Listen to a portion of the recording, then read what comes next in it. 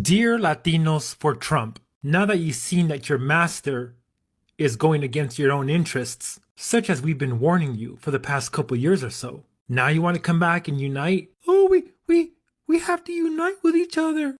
Fuck you. Go to your master, get back on your knees, and assume the. Oh, and another thing. Me and you will never be friends if you're voting for Donald Trump. Me and you will never remain friends if you're voting for Donald Trump. It's not a political difference. This is not the 2012, 2004 elections where we just disagree on how the economy should be ran. This is my life. If you are willing to vote for someone who gets to determine whether I live or die if I have complications when I have a child, you will never sit in the presence of me. I had to cut off one of my closest friends because of this election. It is that deep. Anybody can go. I don't care who you think you are. A lot of people seem confused and surprised about how 60% of Latino voters voted for Donald Trump after he's made countless racist and xenophobic remarks against not only Latinos, but also immigrants from other countries. But Afro-Latinos, we're not surprised at all. Racism is alive and well in the Latino culture with things like mejorar la raza, which means to better the race, which is like street eugenics. Calling your family members based on their skin tone, like negro, negrita, as a loving term, but it's obviously derogatory because the anti-blackness is so prevalent. And the craziest part, if we were able to break down the Afro-Latino votes from the white and mixed Latinos, we'd probably see that Afro-Latinos inflated the Harris support from Latinos. Hi guys, how you all doing? Welcome back again to another episode. Thank you so much for clicking when you saw this video. So guys, this video is all about Latino for Trump, Latinos. Guys, like sometimes I keep asking myself because these people knew that Trump was going to do all these things that is happening right now, and they still went ahead and vote for him. My question is it that is it that they are tired of being in America? Because I don't get it. Support the country you live in, or go live in the country that you support. There's nothing that's more true than this statement. As an immigrant, I find it ridiculous to see the amount of American people hating on their own country. But worse than this is the fact that they refuse to leave, and they also hate it, but they take advantage of everything that America has to offer them. It's easy to support Islam when you don't live in a Muslim country where Sharia law is in place, right? It's easy to complain about capitalism when you have a supermarket available every mile around you where you can go and buy food and you don't have to stand hours and hours in line for a piece of bread or a bucket of water, like it is in so many countries where socialism is in place. And if the United States has been falling in the last years, it is because of people like you who support a government that lies straight to your face, a government that creates this fake narrative that everyone is equal while destroying prosperity. I'll tell you this, people have always wanted to immigrate to the United States for a reason. And it's not because we are a white supremacist country, not because we're racist. This I can guarantee you.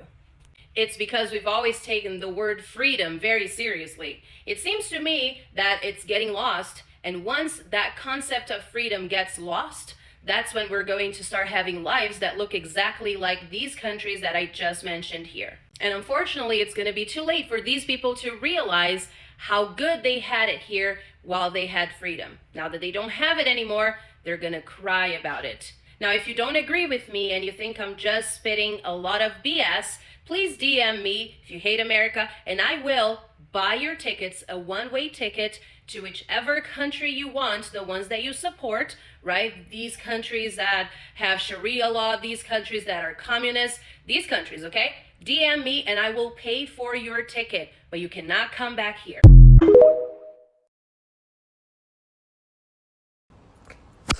Just want to say that I'm so sorry. All my people are getting attacked. The children. They don't understand. I'm so sorry. I wish I could do something, but I can't. I don't know what to do. I'll try everything, I promise.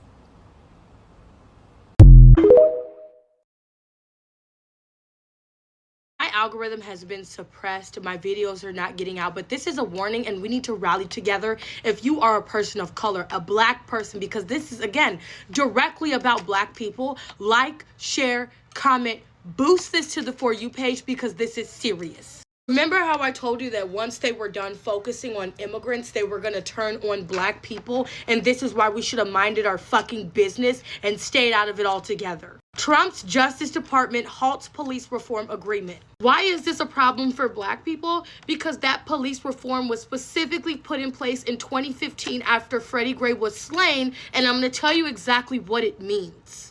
It's basically made it so that they could keep tabs on police departments for the people that they were unaliving, harming, or being treated unfairly through them. It makes clear that the department will use all appropriate legal authorities to safeguard civil rights and protect the environment. This has to be consistent with long-standing departmental practices informed by the expertise of the department's career workforce. You follow that up with what just happened with Elon Musk doing that salute. I told you guys we were next. Share this. We need to come up with something now. This is not a joke. Trump's mom knew English as a second language. Trump and Kamala are both first-generation Americans. But we don't talk about Trump being a first-generation American because Trump benefits from being white, where Kamala has to prove that she's an American and has American values first.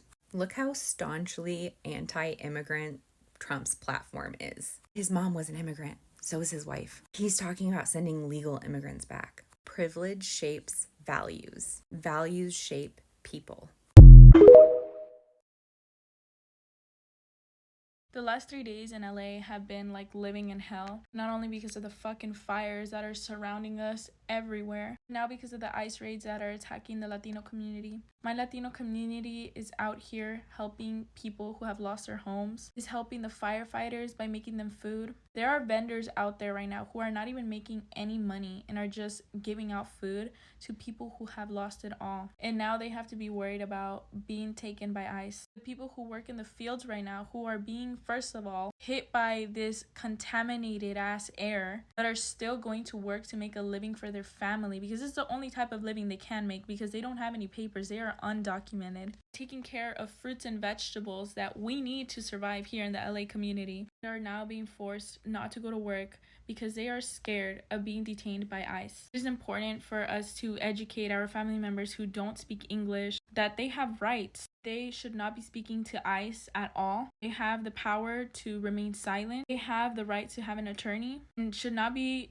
discussing any of their personal business with an ICE officer. At some point last year, my dad and my uncle were driving together. My dad and my uncle are both Mexican, and my dad is a U.S. citizen, and my uncle is a permanent resident. They get pulled over as they're driving together, and the police comes up to the driver's side and tells them to get out of the car. He calls for backup, and a police force shows up. They block off the entire street with caution tape as if it's a crime scene. They take my uncle and my dad. They throw them onto the dirty asphalt, this dirty road, and they handcuff them. They throw them into the back of the cop car and they interrogate them. Where are you going? Where are you from? Are you from here? Do you have your license? Which they did. They take their license. They run everything, a whole background check while they're interrogating them in the back of the cop car while they're handcuffed. And then they realize that all their documentation is actually not fake, which they thought it was. And they say, okay, you guys are good to go because everything seems to have ran correctly. They let them go. You know, they pulled them over for no reason, and then they ran all this stuff, and then they scared the out of them. And my dad comes home. Mind you, my dad is a brown Mexican man, and he's pale from this traumatic experience that just happened, and this was last year. And now, things are even more radical. Things are only getting worse. We're racially profiling people. We're taking them. We're throwing them. In what world? In what world is that okay? And in what world do we think that's freedom? If we don't think history is repeating itself, maybe you should take another look. Maybe you should think again. Donald Trump's government just did something terrible that's going to instantly negatively affect the lives of millions of South Africans, and I'm just feeling incredibly upset. So no fancy edits, I'm just going to talk about it. So USAID is an American program that funds developmental projects in many parts of the world, and in particular USAID has funded many very significant and important healthcare projects in South Africa, like funding and subsidizing the rollout of antiretrovirals and other crucial life-saving chronic medication, like funding the existence of entire clinics that service tens to hundreds of thousands of South Africans around the country, where our own government has been unable to create and sustain functioning clinics for those people. And Donald Trump's US government just cut off all of that USAID. They issued a directive saying that right now, as of this morning, no more money must be spent. Projects must come to a halt that are USAID funded and involved in. And any USAID staff who ignore that foreign aid freeze will be disciplined. And so this morning, all different kinds of healthcare projects that are funded by, or at least supported by USAID in South Africa, that service and save the lives and improves the lives of millions of South Africans, we're told, stop, literally stop, not progressively stop right now. No more rands spent. It's horrific news. And we don't know what's going to happen next. We don't know if the aid is going to come back. From what we can tell, Donald Trump is using the threat of tariffs and the withdrawal of foreign aid to force governments around the world to do deals with them that will be beneficial for the US. We also know that Donald Trump's US government hates South Africa's government for South Africa's government's friendly BRICS position, for the South African government's continuing pursuit of justice in the International Court of Justice with their case of genocide against Israel. We have literally seen Fox News in America talking constantly about how badly things are going, in their opinion, with South Africa's government. And so we don't know if Trump's government is gonna unfreeze this aid, or if they're gonna give us an offer that our government feels like they can't do.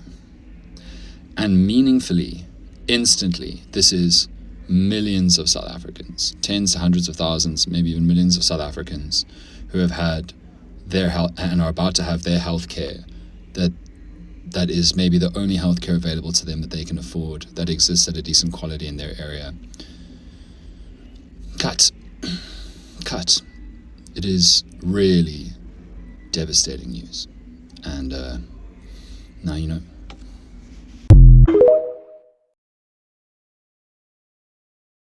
If you fall into any one of these categories, you're not going to get deported. If you are a DACA recipient and have valid work authorization, nobody can deport you. You are legally present in the United States, and nobody can deport you. If you're a naturalized citizen, whether it's recent or a long time ago, you're legally here. Nobody can deport you. If you're a student and attending school on a valid F1 visa, you cannot get deported. If you have valid work authorization, and it doesn't matter how you have it, whether it's through adjustment of status, through VAWA, through a U visa, or through asylum, or even a stay of removal, you are legally here and you can't get deported. If you have a green card, you're legally here and you're not going to get deported. Deportation is a process, and it requires a hearing or multiple hearings, which may take years to get through, and a judge order before you can get deported. Even if a judge orders you deported, there is an appeals process, and as long as you file your appeal and it's pending, nobody can deport you. Let's say you or your loved one gets picked up by ICE or CBP.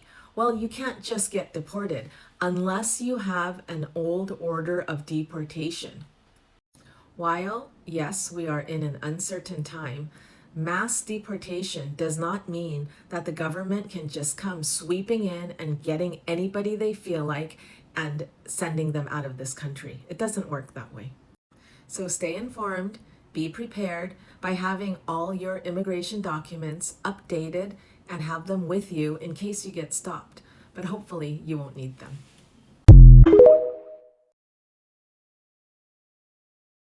Right now, a lot of the Latinos are now begging the black folks to help them for reunification. Guys, a lot of because the Latinos knew that Trump was going to do all these things that he's doing right now. I could remember before the election, he said that he was going to deport the Latinos. Yes, he said that openly. He didn't hide it. And this set of Latinos still went ahead to vote for him. And 61 percentage of the Latinos vote for TP. Yes. And the Latinos has the highest population in the vote rate. Yes, they are the highest people that voted for TP. And now they are the highest people that is being getting deported. They knew all these things and they still went ahead and vote for him. Some people educated them before the election. Yes, they educated them about Trump plan. They told them, but they failed to listen. A lot of them failed to listen, and now they are now finding it out in a hard way. Go to social media, go to TikTok, you will see a lot of them. Like we have plenty stories of how husband has been separated from their family, how children has been separated from their parents, how wife has been separated, a lot. And now the IC, the ICE raid are everywhere because they have been authorized to go to church, to go to school, to go to the shopping mall, to go everywhere looking for the Latinos, especially the Latinos. Guys, like I don't get it because how can like because a lot of them knew that all this thing was going to happen and they still went ahead. That has been my question. Like, what was their reason for doing that? What were they thinking? Were they thinking that when Trump finally take the office that that he's going to leave them? Just imagine the first day that Trump takes the office, he just ordered an arrest, deportation for the Latinos. And he said this even before the election. He did not hide it.